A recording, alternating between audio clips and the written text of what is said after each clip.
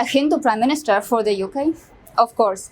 The reactions are overwhelming. On the one hand, there are many white Christian supremacists who are feeling the burn, and on the other hand, there are many British who are beating their chest and shouting from the rooftops, claiming that the UK is the greatest democracy on earth and that Indians and others should learn from the UK how to run a democracy.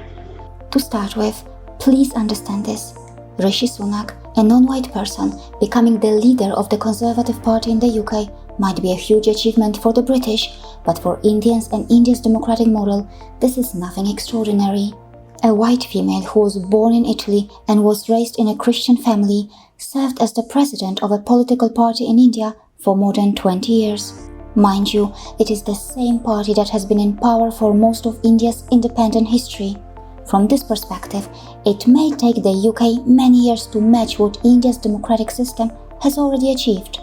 India, a Hindu-majority nation, has already had a Muslim president.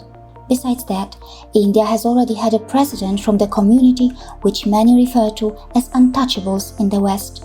And India's current president is Draupadi Murmu, who hails from a tribal community, and yes, she is India's head of state. On the other hand, the British seem to be living in medieval times, as the UK's head of state is their king. The king is also the head of their armed forces. Not only that, the religion of their monarch is also fixed. An act has been designed to secure the Protestant succession to the throne. Yes, it means that the Catholic Christian cannot be the head of state in the UK. Here, the UK seems to be similar to Pakistan, a nation where the religion of the head of state is fixed too. And please don't forget, Pakistan has been referred to as a failed democracy. The British Council clearly mentions that the UK's official religion is Christianity, and David Cameron, the former Prime Minister, has stated that the UK is a Christian country and we should not be afraid to say so. And don't forget that even the head of state in the UK takes an oath to maintain the laws of God. But the UK's undemocratic horror or its Christian supremacy doesn't end here.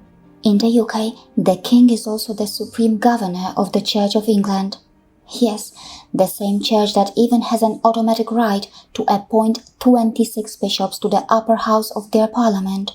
Can you believe this?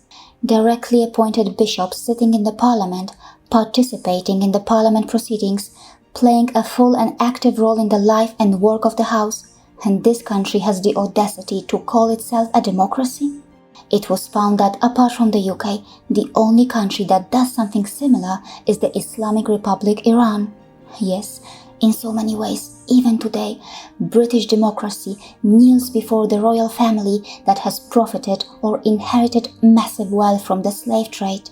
But what should we really expect from a country whose head of state takes an oath to maintain the laws of God, right? Point 3. Private Christian ceremonies within the Houses of Parliament. In the UK, there is even a working chapel within the Houses of Parliament where members of Parliament, peers and senior members of staff can get married or have their children baptized. Now please consider this. Would you support the presence of a Hindu temple within the Houses of Parliament in India, where the Hindu members of Parliament would conduct their Hindu religious ceremonies and private parties? But of course, the UK, a so-called champion of pluralism, has a well-established Christian religious setup within the Houses of Parliament. Point 4. In the UK Parliament, an all-party parliamentary group whose name is Christians in Parliament organizes the National Parliamentary Prayer Breakfast, which is also supported by the Bible Society. This special Christian prayer breakfast is an annual recognition of the contribution that Christianity makes to the national life of the UK. Not only that, the parliamentary group, Christians in Parliament, supports members of Parliament in their work through Bible study by examining the relevance of the Christian faith in political life and through policy discussions which are informed by the Bible and Christian theology. Seriously? Policy discussions which are informed by the Bible? United Kingdom, please explain how can anyone be so rotten within and still manage to project itself as a champion of secularism and pluralism to the world? Maybe your soft power asset, the BBC, would like to answer that. Point 5. United Kingdom, you act as if you are the champion of multiculturalism, But then, why is it that sittings in your both houses of parliament begin with Christian prayers? There is no multi-faith element. Not only that, it was observed that MPs who attend these Christian prayers are more likely to get a better seat in the parliament and hence are more likely to participate in the debate. Point 6. Those who are blinded by the UK's fake shiny image don't even know that there are British members of parliament who have openly joined hands with neo-Nazi sympathizers or politicians representing various radical groups or radical ideologies across Europe. Let me uncover this for you. This is the official website of the Parliamentary Assembly of the Council of Europe. Now please pay attention. As it is mentioned, this political group is an alliance of 101 members. In this list, there are also those who are from some of the most radical political groups or neo-Nazi parties across Europe. What are these British politicians doing here? Collaborating or making an alliance with neo-Nazis or those who sympathize with them. Does this represent the so-called British values that they boast about? Why is it allowed to happen? And yes, as far as the British values are concerned, take a look at this. Muslim population, England and Wales, 4.8%. Hindu population, England and Wales, 1.5%.